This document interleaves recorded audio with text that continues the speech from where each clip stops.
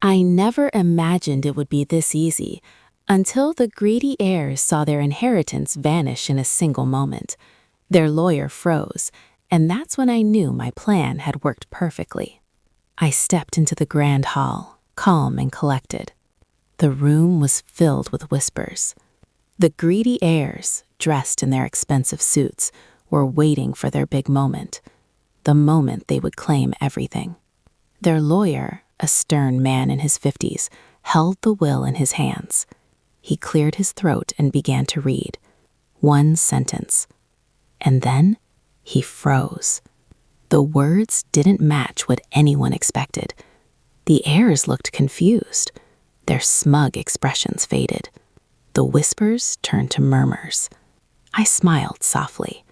Patience had brought me here. Every small detail of my plan had been calculated. Every move had been anticipated. The lawyer's hands shook. He glanced at me nervously. He knew something had gone wrong.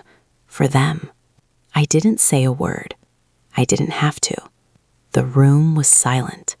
The heirs' faces turned pale. Greed had blinded them, and now they were paying the price. The lawyer tried to continue, but his voice faltered. The words on the paper didn't make sense to him anymore. The heirs exchanged panicked glances. What does this mean? One of them whispered. Another stammered. This isn't possible. I walked slowly toward the center of the room. Every step measured, every eye on me. Looks like someone miscalculated, I said softly, letting the words hang in the tense air. The lawyer cleared his throat again, trembling. According to this, the inheritance has been redirected.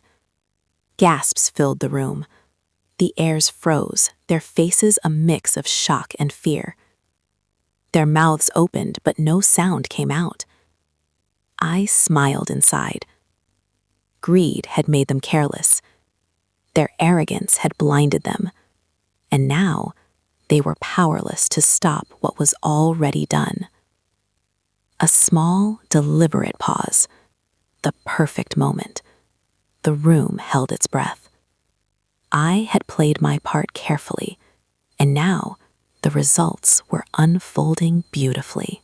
The heirs' faces turned pale.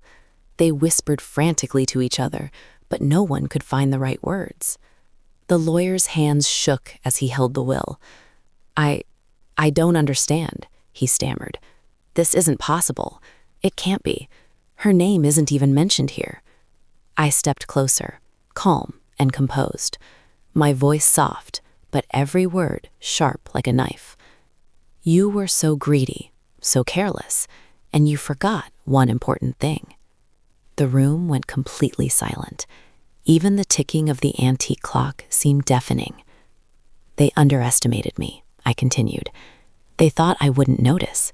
They thought I wouldn't act. One of the heirs gasped. You can't do this. I smiled, letting them feel the weight of their own arrogance. I already did. The lawyer tried to regain control. Please, the will, we can contest it. But it was too late. The plan was flawless. Every step had been anticipated, every loophole covered, and now they understood the depth of their loss. The revenge was no longer just a plan. It was real. The room erupted into whispers, some sharp, some fearful. The heirs started pacing, muttering under their breath, their faces pale with shock. One of them slammed a hand on the table. This can't be real. Another cried out, Lawyer, you have to fix this. This isn't fair. The lawyer shook his head frantically. I can't. The document is clear. I leaned against the grand fireplace, arms crossed, watching them crumble. Every step of their panic was a confirmation of my plan. You wanted it all, I said softly, letting the words sink in. But greed always comes with a price. The eldest heir finally looked at me, eyes wide, desperation creeping in. "You did this?" I nodded, slowly, calmly, every detail, every loophole, covered. You never even saw it coming. Their panic was complete. The arrogance that had blinded them now fully shattered. And in that moment, I realized revenge had never felt so sweet. The lawyer's hands shook uncontrollably as he tried to calm the heirs. This isn't legally binding," he stammered. "You can contest this. There has to be a mistake." The heirs looked to me, hope flickering for a moment. "Can't you reverse it?" one shouted. But their words were desperate, trembling. I stepped closer, my voice soft but firm. "There's no mistake. Every step, every word was intentional." The lawyer swallowed hard. He glanced nervously at the pile of documents, realizing there was nothing he could do. The heirs started pacing frantically, whispering to each other, trying to find a loophole, a way to regain control. But the plan was perfect. Greed had blinded them, arrogance had misled them, and now their own folly was their punishment. I smiled quietly, watching them struggle helplessly. The revenge was no longer a plan. It was reality. The heirs slumped into chairs, their faces pale, eyes wide with disbelief. This can't be happening," one muttered, voice shaking. Another whispered, "All our plans, gone." Even the lawyer looked defeated, realizing there was nothing he could do to reverse the outcome. I walked slowly around the room, letting them see my calm, confident demeanor.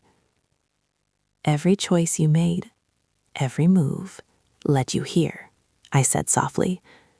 "Your greed, your arrogance, it's cost you everything." They looked at each other, panic replaced by a sinking realization. No one would help them. No one could undo what had been done. And in that silence, I felt a quiet satisfaction. The revenge wasn't loud or violent. It was perfect, precise, and undeniable. Every heir understood now they had lost to someone they underestimated. The room was silent, except for quiet whispers of disbelief. The heirs avoided my gaze. Their arrogance replaced my shame. I walked calmly toward the window, looking out at the sun setting behind the estate. Every step deliberate, every breath measured.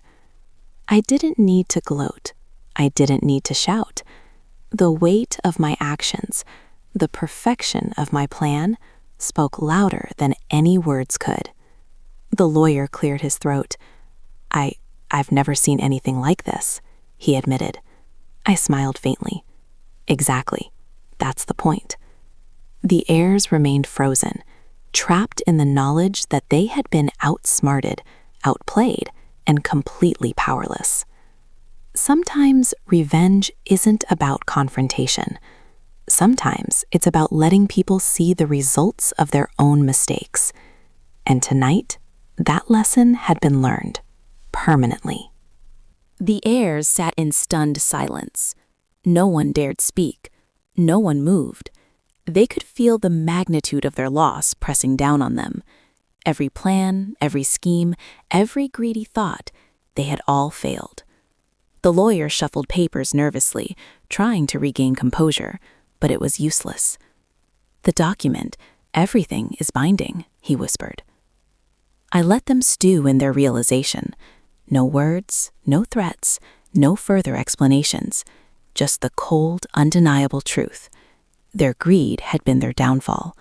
Their arrogance had blinded them, and now they were powerless to change anything.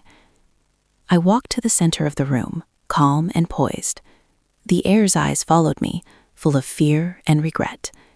Sometimes revenge isn't about what you do, it's about what they experience. And right now, they were living it.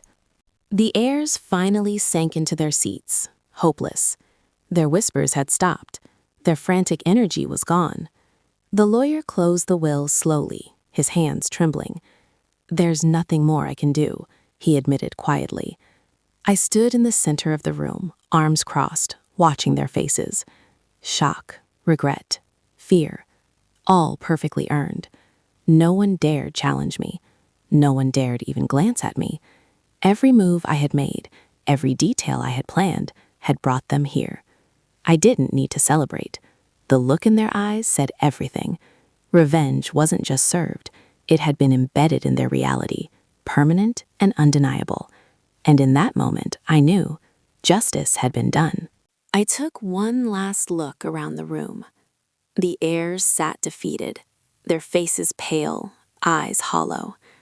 The lawyer quietly gathered the documents, knowing there was nothing left to do. I walked toward the door, calm and composed. Every step echoed in the silent hall. No one stopped me. No one dared. Sometimes revenge isn't loud. Sometimes it doesn't need violence. Sometimes it's simply perfectly executed. As I stepped out into the sunlight, leaving the mansion behind, I felt a quiet satisfaction. The lesson was clear. Greed and arrogance always have consequences. And tonight, they had learned it the hardest way.